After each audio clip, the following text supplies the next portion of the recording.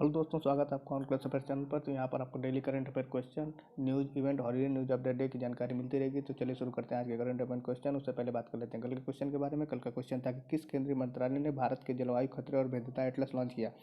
तो इसका ऑप्शन थे ministry of science and technology, ministry of earth science, ministry of environment, forest and climate change, ministry of housing and urban affairs. इसका सही उत्तर है ministry of earth sciences.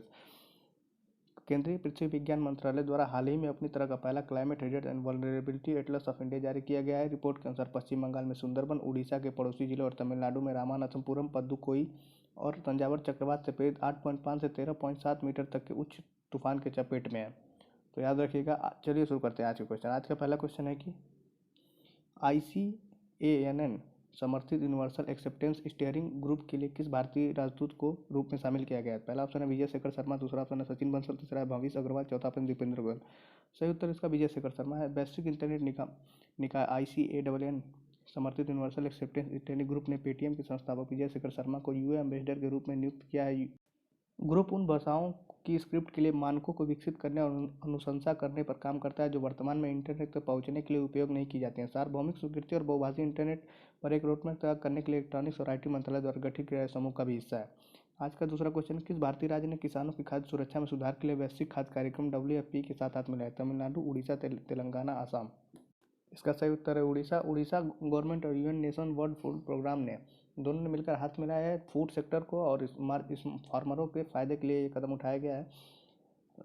जो agreement है वो साइन किया गया है आसाम गवर्नमेंट और UN वर्ल्ड फूड प्रोग्राम के द्वारा कि क्लाइमेट चेंज को देखते हुए किसानों को अपनी खेती करने के तरीके को बदलना चाहिए, और वो तरीका इनको सिखाया जाएगा इस अभियान के तहत। तो ये बहुत इंपॉर्टेंट स्टेप है। तो चलिए बढ़ते हैं आज के नेक्स्ट क्वेश्चन की तरफ। आज का नेक्स्ट क्वेश्चन है, किस देश ने डिजास्टर रेजिलिएंट इंफ्रास्ट्रक्चर के गठन की शुरुआत की है। USA, UK, India, China. तो इसका सही उत्तर है इंडिया ने इसकी शुरुआत की डिजास्टर रेजिलिएंट इंफ्रास्ट्रक्चर की। तो भारत ने 2019 में न्यूयॉर्क में संयुक्त राष्ट्र जलवायु कार्रवाई शिखर सम्मेलन में आपदा प्रतिरोधी बुनियादी ढांचे के लिए गठबंधन की घोषणा की। राष्ट्रीय आपदा प्रतिक्रिया बल NDRF स्थापना दिवस प्रतिवर्ष 19 जनवरी को मनाया जाता है। NDRF का गठन उसी दिन 2006 में किया गया था। NDRF गृह मंत्रालय के अंदर काम करता है। तो याद रखिएगा 19 जनवरी को ये ऑब्जर्व किया जाता है NDRF डे। तो चलिए बढ़ते हैं आज के नेक्स्ट क्वेश्चन की तरफ। नेक्स्ट क्वेश्चन है कि 14F industrial R&D and technology innovation fund Bharat और किस देश के बीच एक सहयोग है। Indonesia, Israel, Germany, France. सही उत्तर है इसका इजराइल।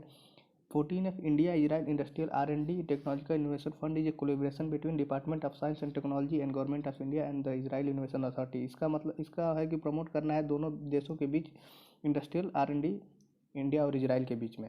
और $5.5 मिलियन का यहाँ पे 3 मेजर प्रोजेक्ट साइन किए गए हैं इंडिया और इजराइल के डिफेंस कंपनियों द्वारा, जिसमें से मेन 3 प्रोजेक्ट जो हैं उसमें पहला है LOT नैनो सेंसर्स और फॉर डायग्नोस्टिक एंड हेल्थ का, दूसरा है नो मोर मॉस ए मस्क्यूटो कंट्रोल बायोलॉजिकल सोल्यूशन, तीसरा है LOT enable satellite communication for real time collection agriculture.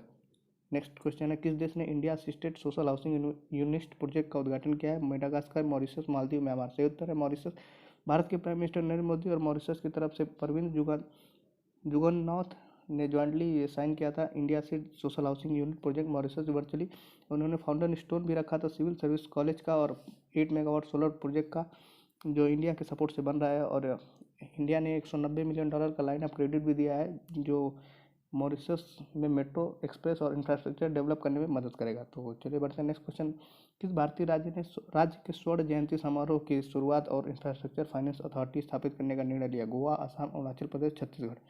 सही उत्तर है उसका अरुणाचल प्रदेश की गोल्डन जुबली आने वाली है। तो अरुणाचल प्रदेश ने इस्टेब्लिश किया कि Arunachal Pradesh infrastructure financing authority to fast track infrastructure development. Chief minister Pema Khandu commemorated the launch of the Golden Jubilee celebration of Arunachal Pradesh as an independent identity. The cabinet also decided to formulate district level good governance index. आज का next question है कि किस केंद्रीय मंत्रालय ने संशोधित ग्रामीण क्षेत्र विकास योजना निर्माण और कार्यान्वयन RADPFI दिशा निर्देश जारी किया। Ministry of rural development, ministry of Panchayati Raj, ministry of agriculture and farmers welfare, ministry of environment and forest and climate change. इसका सही उत्तर है मिनिस्ट्री ऑफ पंचायती राज। तो मिनिस्ट्री ऑफ पंचायती राज ने रिलीज किया था rural area development plan formulation and implementation, जिसका short में RADPFI बोला जा रहा है, जिसमें इंट्रोड्यूस किया गया है कि रूरल एरिया को ट्रांसप्लांट किया, मतलब पूरा ट्रांसफॉर्म करना है और उनकी प्रॉस्पेरिटी को बना के रखना है और उनको अधिक से अधिक सुविधाएं प्रदान करनी है शहरों की तरफ से, और स्वामित्व बढ़ाना है वहाँ पे। और पंचायती राज अर्बन एरिया में रोड डेवलप करना भी है। तो आज के लिए सिर्फ इतना ही। तो आज का क्वेश्चन जो है वो है कि किस संस्थान ने 2021 के दौरान भारत की जलवायु रिपोर्ट जारी की थी। तो पहला option NABARD, Indian meteorological department, NITI Aayog, environmental ministry. सही उत्तर लिखिए कमेंट बॉक्स में, और इसका आंसर आपको कल के वीडियो में मिल जाएगा। और लाइक करिए, सब्सक्राइब करें हमारे चैनल को, और मिलेंगे नेक्स्ट वीडियो में। तब तक के लिए जय हिंद।